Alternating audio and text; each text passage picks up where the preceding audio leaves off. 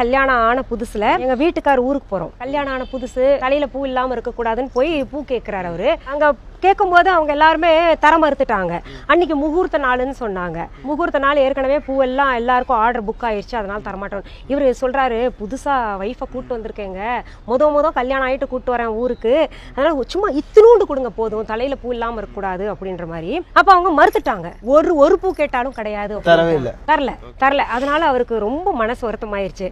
அப்போ அங்க ஒரு உறுதி எடுத்தாரு, இனிமே பூ கேட்டு என் மனைவிக்காக பூ கேட்டு நான் எங்கேயுமே கடையில ஏறக்கூடாதுன்னு சொல்லிட்டு முடிவு பண்ணிட்டு வந்தாரு. ஊர்ல இருந்து வந்த மறுநாளே அவசரமா போனாரு, என்கிட்ட கூட சொல்லல. போயிட்டு தொட்டி வாங்கிட்டு வந்தாரு, மண்ணு வாங்கிட்டு வந்தாரு, உரமண்ணு வாங்கிட்டு வந்தாரு, மல்லி செடி, எனக்கு மல்லி ரொம்ப பிடிக்கும், அதனால பாத்தீங்கன்னா மல்லி நான் நிறைய வாங்கிட்டு வந்துட்டு வச்சுட்டாரு. இனிமே பூ நம்ம கிட்ட எல்லாரும் கேட்கட்டும்னு. நீங்க நம்ப மாட்டீங்க, நாங்க டி நகர்ல இருந்தோம். அந்த டி நகர்லங்க 100 முழம் பூ தொட்டியில எடுத்திருக்கோம்னா நீங்க நம்புவீங்களா? அவ்வளோ பூ பூக்கும். அக்கம் பக்கம் எல்லாருக்கும் கொடுப்போம். நாங்க மீந்து போன பூ பார்த்தீங்கன்னா பூக்காரமாக்கே கொடுப்போம். அந்த அளவுக்கு ஒரு 100 முழம் பூ கட்டுற அளவுக்கு.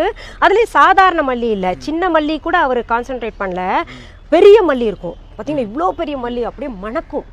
டெரஸ் போனாலே வீடெல்லாம் மணக்கும். அந்த மாதிரி பெரிய பெரிய மல்லி, அதுதான் ஒரே மாதிரி இருக்கும்.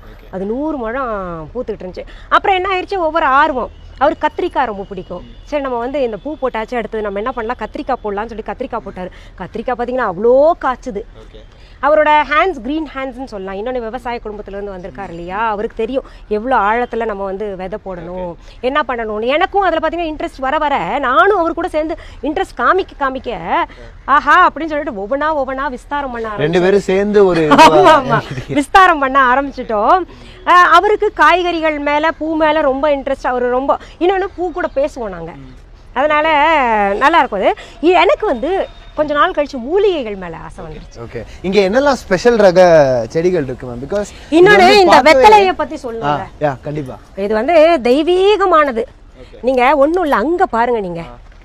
அதாவது என்னன்னா அந்த டாப் அந்த பைப்பு வழியா வருதுன்னா பாருங்க, நீங்க எந்த இடத்தையும் விட்டு வைக்கல.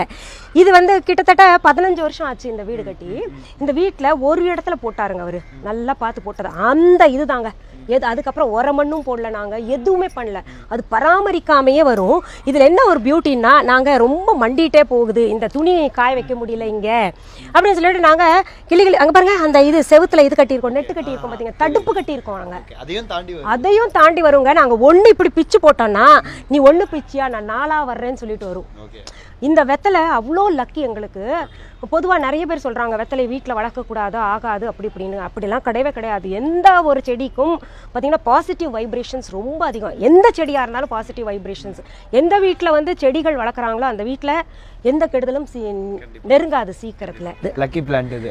வேற என்னலாம் இருக்கு மேம்? வேற என்னலாம்? இது பாருங்க, இது திருநீற்று பச்சிலை. இதெல்லாம் கூட தானாவே விதை எல்லாம் விழுந்து திருநீற்று பச்சிலை, இது சைனா துளசிம்பாங்க. இதெல்லாம் பார்த்தீங்கன்னா தானா வந்தது. இது எல்லாமே எங்கிருந்து எந்த காக்காவோ குருவியோ பறந்துட்டு போகும்போது கொண்டாந்து போடுவோம் இல்லையா, அந்த மாதிரி வந்ததுதான் இது.